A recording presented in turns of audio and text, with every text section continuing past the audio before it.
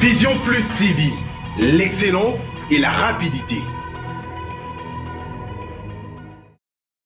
Chaque seconde, il y a l'actualité en République démocratique du Congo. Nous revenons avec un invité pour décrypter des questions d'actualité et surtout vous éclairer sur le train-train quotidien de la République démocratique du Congo, surtout dans le secteur de la politique. Aujourd'hui, c'est encore un grand plaisir, réel plaisir de recevoir sur ces plateaux Monsieur Roger Cantou. Avec lui, nous allons essayer de décrypter des questions d'actualité. C'est un expert en économie, expert maison. Avec lui, nous allons essayer un peu de décrypter des questions d'actualité. Bonjour, monsieur.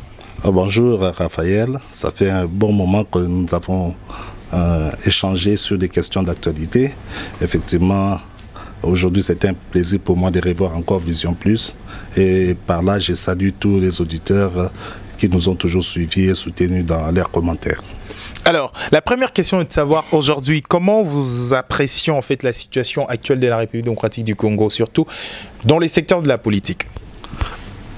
Aujourd'hui, notre pays, notre seul pays que Dieu nous a donné, le Congo, est en train de traverser un moment que je dirais critique. Pourquoi? Parce que le peuple s'attendait avec cet avènement du nouveau régime, à voir les différents problèmes auxquels le pays était confronté depuis plus d'une décennie, essayer de trouver des solutions. Malheureusement, nous avons vu les gouvernements, la présidence de la République être investie. Nous avons vu les mini-programmes des 100 jours du gouvernement du président de la République qui a été lancé et la désignation du Premier ministre qui s'en est suivi. Et après, on s'attendait sûrement à voir les gouvernements voir les jours dans un meilleur délai, mais voilà, jusqu'à présent, le peuple est en attente, il est en train de voir jusqu'où les conciliabules politiques pourraient déboucher sur le gouvernement qui va réellement porter le bonheur de ces pays. Alors, au nom de l'évolution, au nom du progrès social, comme l'IDPS a toujours prôné le progrès social, il s'est mis autour d'une coalition avec FCC. Aujourd'hui, cette coalition envoie des divorces. Le mariage envoie des divorces. Comment vous augurez d'abord ce mariage? Qu'est-ce que vous voyez? Est-ce qu'il y a de l'avenir entre le mariage FCC et Cash? Au départ, il y avait... N'oubliez pas pourquoi nous sommes arrivés à cette combinaison, c'est-à-dire FCC Cash. C'est premièrement, si vous vous rappelez, avant l'organisation des élections, le président honoraire avait décidé à ce que les pays puissent se prévaloir de sa souveraineté, de sa dignité nationale, en refusant d'abord tout financement extérieur du processus électoral. Ce qui a été une bonne chose. Et puis, de ce point de vue-là, ça a attiré certains acteurs politiques, même de l'autre bord. Non, je ne dirais pas que le mariage FCC est en voie de divorce. C'est tout simplement les recours à certains textes qui est en train de poser problème entre les tenants du FCC et du Cash, qui sont en train de revendiquer soit le respect de la Constitution ou l'entorse aux dispositions de la Constitution. Et tout cela, c'est parce que le concept d'état de droit est maintenant une réalité qui doit être vécue par tous. L'état de droit, c'est-à-dire, nous avons la Constitution qui est la loi fondamentale, qui doit régir l'organisation et l'exercice du pouvoir dans notre pays. Et ça doit être fait comme ça par tout le monde. Donc, c'est-à-dire du dernier citoyen au premier citoyen du pays. Tous, nous devons veiller sur la Constitution, être informés des dispositions constitutionnelles chaque fois que nous posons nos actes. Je déplore le fait que l'actualité actuelle concernant, par exemple, je ne sais pas si j'anticipe, les ordonnances présidentielles, les deux ordonnances présidentielles. Si c'est ça qui doit justifier les divorces, je pense que c'est un peu aller vite en besogne. Parce que là, il y a la revendication par les uns de respect de la Constitution, qui devrait être fait par les chefs de l'État en consultant préalablement les gouvernements ou les premiers ministres. C'est la plus grande question d'aujourd'hui. Hein. Aujourd'hui, d'ailleurs, il y a l'euphorie, il y a vraiment l'antagonisme déjà entre la police et une branche d'un parti politique, bien sûr, le parti au pouvoir. Aujourd'hui, est-ce que le chef de l'État a violé en nommant le PCA et le directeur général récemment en fait nommé? Moi, je ne dirais pas que le chef de l'État a violé la Constitution. Parce que à son investiture, il a prêté serment, il a juré respect et fidélité à la Constitution, d'observer les dispositions constitutionnelles. Le chef de l'État doit être conçu comme les tout derniers remparts. Il y a tout un appareillage là, en deçà de lui, qui doit préparer toutes les décisions que le chef devra prendre.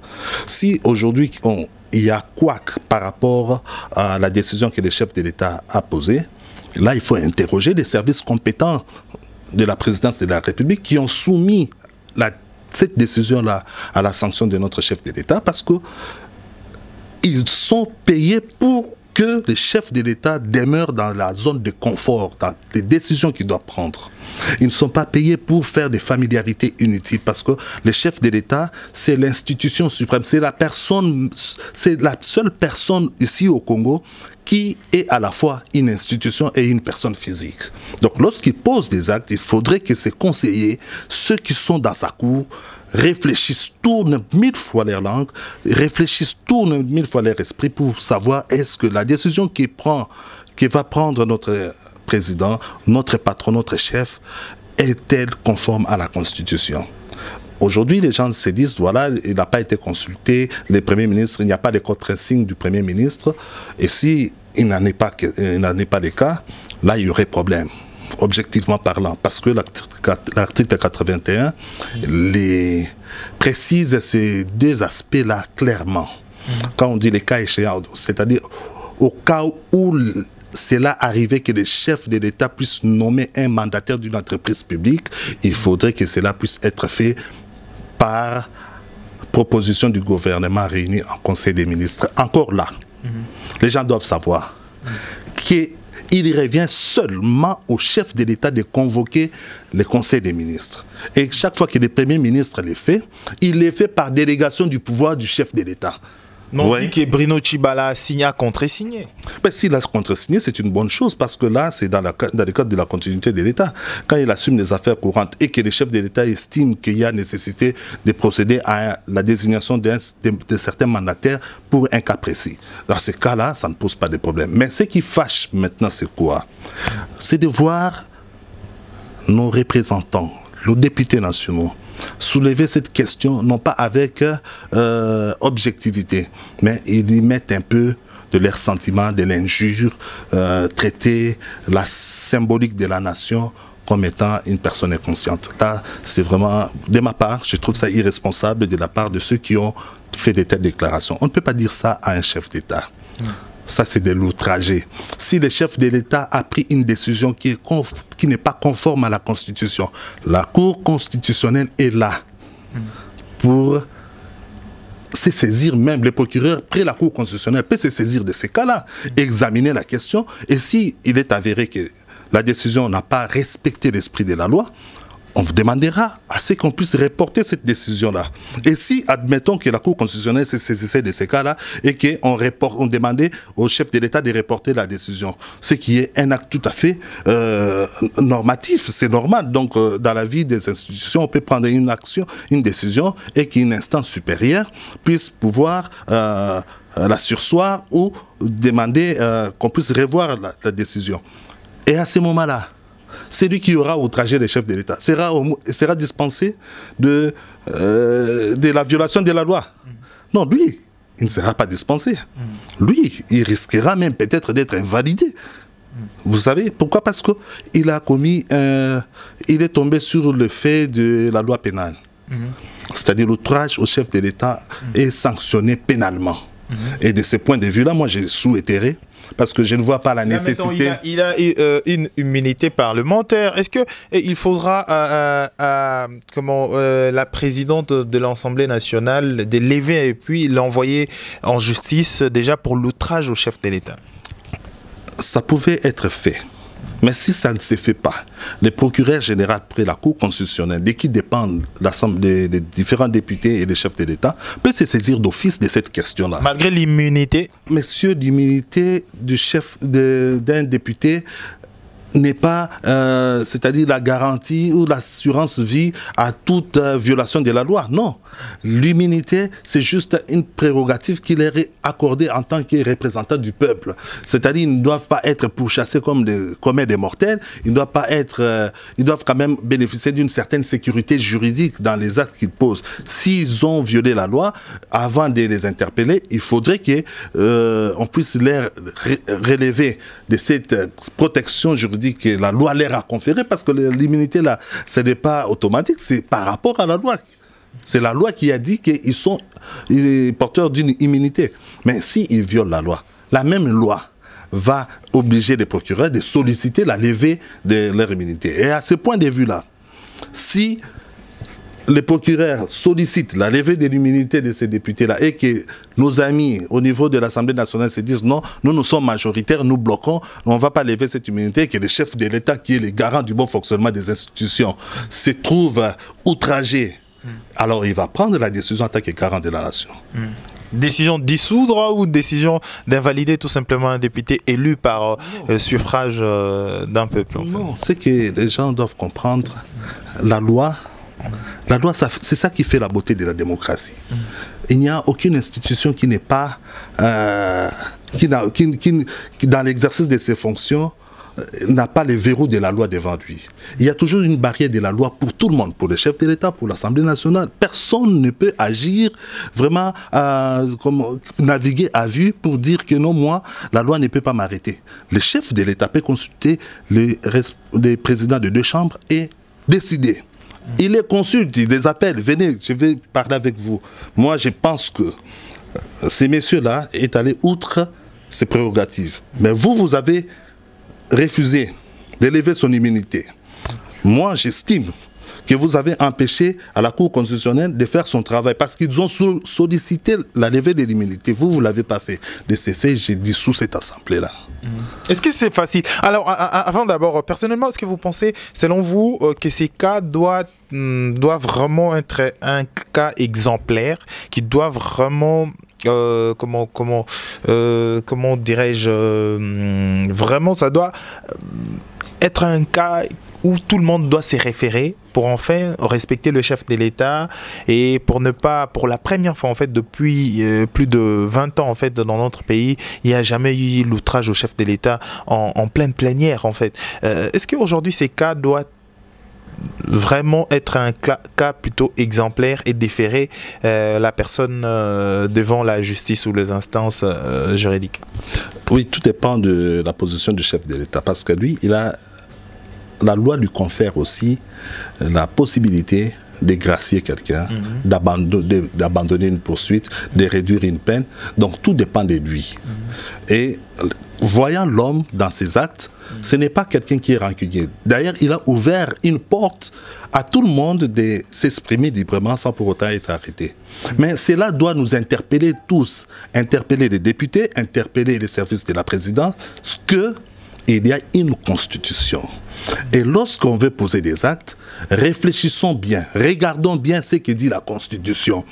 Le chef peut vouloir telle chose, mais que cela soit conforme à ce que disent les procédures et les règles en la matière. Selon vous, ce n'est pas le chef de l'État, c'est comment conseil ou le proche du chef de l'État qui ont commis cette bavure? Non, si nous lisons bien, parce que cette ordonnance n'avait pas été lue en intégralité. Peut-être c'est ça le problème. Les gens sont en train de précipiter les choses, mais est-ce qu'on a lu ça en intégralité? Non. Il y avait, le porte-parole n'avait pas lu ça en intégralité. Il y avait plus de 4 pages au moins. Je suis sûr qu'il y a dans l'exposé des motifs l'évocation de la loi, de cette disposition 81 de la Constitution. Mais si cela n'a pas été fait, et que, parce qu'actuellement personne n'est en possession de cette ordonnance-là. Je ne sais pas si c'est rendu public, mais tel que ça a été prononcé à la télévision par des porte-parole de la présidence, ça n'a pas été lu en intégralité. Il a lu seulement les dispositifs. Le chef de l'État ordonne. C'est comme s'il n'a lu que les dispositifs d'une décision. Mais il y a les éléments de motivation qui précèdent la décision. C'est peut-être à cela. Mais qu'à cela ne tienne, ce qui me fâche dans cette nomination, c'est ce caractère un peu provincial, national. Donc on a désigné des personnalités presque de la même province pour ces entreprises-là. Moi, ça me fâche. Il fallait qu'on mette au moins quelqu'un de l'Équateur, quelqu'un de Kisangani, quelqu'un du Kasaï, quelqu'un du Bas-Congo. Mais pourquoi la GECAMI n'est pas un bien privé de nos amis de Katanga? Parce que même pour construire cela, ça n'a pas été fait uniquement par les Katangais. Non. Donc c'est un bien national, c'est un patrimoine national, et les cadres, les différents cadres qui la constituent, qui doivent la constituer, doivent refléter aussi le caractère national. Est-ce que FCC et Cash ont encore beaucoup de belles années? Ils ont intérêt. Ils ont intérêt à réussir cette expérience congolaise. Parce que ce n'était pas facile. Même dans les prédictions, il n'était pas possible de penser que nous aurions un ancien président qui soit à liberté, qui soit en bonne relation avec son successeur. Mais cet attribut-là, il faut capitaliser cela. Il ne faut pas toujours, pour les amis du FCC, aller alimenter la tension auprès de notre président à nous tous, qu'ils veulent s'approprier. Ils pensent que c'est leur président. Non, écoutez, ils sont combien? Consultons un peu les statistiques de la CENI. Combien de suffrages avaient été valablement exprimés? 15 millions. Quelles sont les statistiques de la population actuellement? Ici, si nous voyons la fiche pays des statistiques de notre population, nous sommes à 92 millions, au moins 92 millions d'habitants. Et sur les 92 millions, il n'y a que 15 millions qui ont exprimé leur suffrage. Donc il y a une grande majorité qui n'est pas peut-être intéressée à la question politique, qui est peut-être déçue par les comportements des politiques. Silencieuse. Cette majorité silencieuse qui n'a pas encore dit son dernier mot. Il faut faire attention avec celle-là. Donc il ne faut pas que lorsque la plus grande partie de la population ne vous regarde pas dans ce que vous faites, il ne faut pas croire qu'ils n'ont pas un mot à dire. Donc, ils doivent, moi je les inviterai à beaucoup de retenues, à beaucoup de modération, et à savoir que on a un chef d'État qui s'appelle Félix Tshisekedi et qu'on a un ex-chef d'État qui s'appelle Joseph Kabila. Il faut les respecter, ces deux personnalités-là. Il ne faut pas à tout moment, à tout bout des champs. Et moi je suis contre même ces consultations à répétition. C'est pas bon. Écoutez, moi je suis père d'une famille, j'ai mon épouse. Le chef de l'État, c'est comme un mari. Sa femme, c'est la présidence de la République. Il faut à tout moment, pour voir sa femme, consulter un autre monsieur. Non, ce n'est pas poli. Donc, il faut qu'on arrange un peu cette chose-là. Il faut lui laisser la main libre. Il faut que ceux qui sont fidèles à l'autorité morale du FCC se donnent comme discipline. Nous avons un état de droit. Nous devons respecter les textes. Laissons notre président honoraire, à nous tous, à tous ceux qui n'ont pas voté là, au moins 80 millions là, qui se reconnaissent aussi Congolais comme eux. Il faut respecter tous ces gens-là. Alors, parlons d'autre chose à présent. Aujourd'hui, à Kinshasa, pour la première fois, le centre-ville soit touché, en fait, à un mouvement inhabituel, le mouvement de combattants de l'IDPS, jusqu'à l'Assemblée nationale. Comment vous appréciez ça? Ah non. Nos amis de l'IDPS doivent savoir que la Constitution interdit au chef de l'État de continuer à s'attacher à son parti. Il est le président de tous les Congolais. La question qui s'est posée de l'interprétation de la loi, de l'article 81 de la Constitution, c'est une question qui relève du fonctionnement de l'exercice et de l'organisation du pouvoir. Par les textes des lois, ce n'est pas une histoire de descendre dans la rue, d'aller investir l'Assemblée nationale pour protester. Non. Même si on a insulté les chefs de l'État, on l'insultera. Il y aura des gens qui vont l'insulter.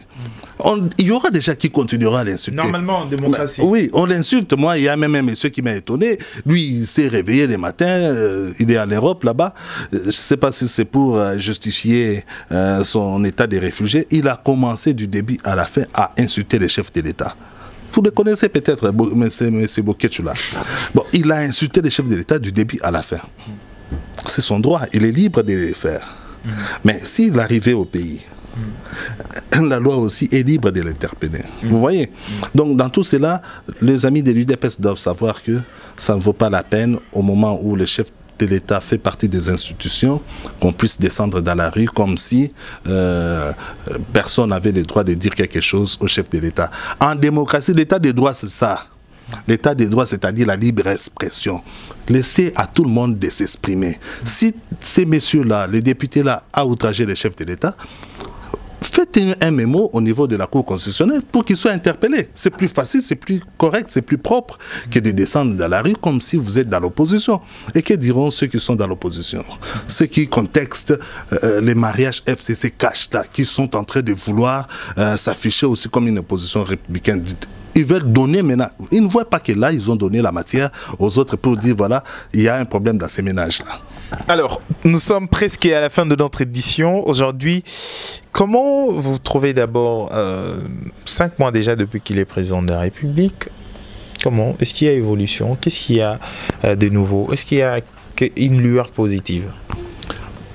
Ce qui est vrai, du point de vue international, nous avons vu les différents partenaires financiers, le Fonds monétaire international ou bien la communauté internationale, l'Union européenne, l'Union africaine, avoir une adhésion ou une écoute à l'action du nouveau chef de l'État, ce qui est positif. Nous avons vu aussi qu'il est en train de se battre pour créer l'harmonie avec le pays limitrophe de notre pays. Ça peut, n'oubliez pas que les grandes guerres se sont toujours terminées par une négociation autour de la table. S'ils peuvent s'asseoir déjà, parler et réduire leurs prétentions, voir comment apporter la paix, le bonheur à la population, ce serait une bonne chose. Il y a également cette lenteur qu'il y a, hein, parce qu'il n'y a pas que des points positifs, il y a aussi cette lenteur qu'il y a à mettre en place vite un gouvernement. Ça, c'est un impératif. Il faut que les chefs de l'État puissent se doter d'un gouvernement qui va appliquer son programme. Et là, il faut que nos amis du FCC comprennent que les programmes qui seront appliqués, ça sera les programmes du chef de l'État. Les gouvernements là doivent appliquer les programmes du chef de l'État, la vision globale, la stratégie du chef de l'État, ce qu'il entend pour réduire la pauvreté, pour scolariser les plus grands nombres de gens. Cette guerre déjà, est-ce que ce sera facile pour l'FCC de s'imprégner de ces programmes? S'ils veulent être des hommes d'État, ils doivent suivre cela. S'ils ne veulent pas, écoutez, la loi enferme la loi. Donc ils vont être eux-mêmes. Parce qu'ils sont la plupart des politiciens aussi congolais, c'est comme s'ils servaient de partis politiques, de regroupements politiques en lieu et place de servir l'État. C'est ça la difficulté de nos frères. Ils ne savent pas se débarrasser de cette casquette politique. Ils sont si attachés à leur groupement politique, à leur autorité morale. Aujourd'hui, tout le monde, autorité morale, autorité morale. Donc, ils veulent cette histoire de Mobutu là, parti et tatabo, moko, mokonzibo, moko. Donc, c'est ça, c'est qu'ils veulent. Non, ils veulent déifier les hommes faits à l'image de Dieu. Vous savez, ce sont des personnes qui sont fragiles, tombent malades aussi. Leur autorité morale, là, ils tombent malades. Ce sont des gens qui ont besoin aussi de Jésus-Christ dans leur vie. Ce sont des gens qui ont besoin aussi d'un soutien, qu'on puisse leur dire, leur exprimer de l'amour. Voilà, messieurs, des sentiments. Non, ce sont des personnes humaines. Il ne faut pas qu'on puisse les mettre dans un système comme si c'était des éléments d'un engrenage là, où il faut simplement mettre de l'huile et ça fonctionne. Non. Ce sont des personnes qui ont des familles, ils ont des responsabilités. Aujourd'hui, qui sont les bénéficiaires? C'est eux. Lui, il est sénateur à vie, il ne se mêle pas, il s'est retiré. Mais ils sont toujours en train d'aller toquer sur sa porte. Oh, chef, rentre, c'est toi notre chef. Non, écoutez, apprenez à respecter les institutions. Les chefs, la symbolique de la nation, c'est le président de la République actuelle, Félix Tshisekedi. Joseph Kabila, il est notre président honoraire. J'ai beaucoup de respect pour lui. Il peut faire ses affaires de business. S'il a besoin de gens qui peuvent l'aider à faire des business, on est là, on peut donner notre coup de pouce pour qu'il fasse bien ses business, qu'il soit plus milliardaire s'il veut avoir accroître ses revenus. C'est possible. Mais qu'on les laisse. En ce qui concerne la gestion de l'État, laissez Félix Tshisekedi faire son travail. Et aussi, je vous ferai une confidence. La plupart des personnes qui font partie de la cour du chef de l'État actuel, sans être un prophète, ils ne vont pas arriver à la fin de ce mandat. Parce que, vous voyez les erreurs qu'on est en train de noter. L'orgueil. Ils vont commettre beaucoup d'erreurs de gestion qui fera que le chef sera obligé parfois d'échanger. Il y aura remaniement de son cabinet, si pas cette année, l'année prochaine. Alors, nous espérons, nous allons voir comment est-ce que cela va arriver ou cela sera juste un rêve, peut-être chimère. Nous allons voir dans une année. Hein, année. Non. Interrogeons l'histoire. En 65, le président Mobutu avait pris les pouvoirs. Il y avait un groupe tout autour de lui. Ce n'est pas ce groupe-là qu'on a vu en 70. Ce n'est pas ce groupe-là qu'on a vu en 75, ni même lors de son discours du 24 avril. Donc ça va changer. Même le président Kabila, il a commencé par d'autres personnes, il a changé au fur et à mesure. Donc lui aussi, il changera. Beaucoup commettront des erreurs. Beaucoup penseront, au lieu de dire vrai au chef, ils vont dire parce que le chef veut une chose, ils se taisent, ils ont peur de dire la vérité au chef, que chef, pour le faire, il faut qu'on obtienne les contre-signes du Premier ministre. Par exemple, ça. Dire ça au chef, ce n'est pas du manquer d'égard. Alors, on peut nommer la personne, mais il faut les contre-signes du Premier ministre. Si cela a été fait, très bonne chose. Si cela n'a pas été fait, le chef a l'obligation de sanctionner ces gens-là. Alors, ça n'est fini pour cette édition. Aujourd'hui, c'était vraiment chaud. Hein? Vous vous êtes déchaînés comme pas possible. C'est l'expert en économie, expert maison. Donc, avec lui, nous parlons économie et surtout développement de la République démocratique du Congo, Monsieur Roger Cantou. Vraiment, ça n'est fini pour cette édition. Merci de l'avoir suivi sur Vision Plus TV, mais également sur Congo Web Télévision. On se retrouve trop prochainement pour une prochaine édition et surtout avec un autre invité. Mesdames et messieurs, au revoir.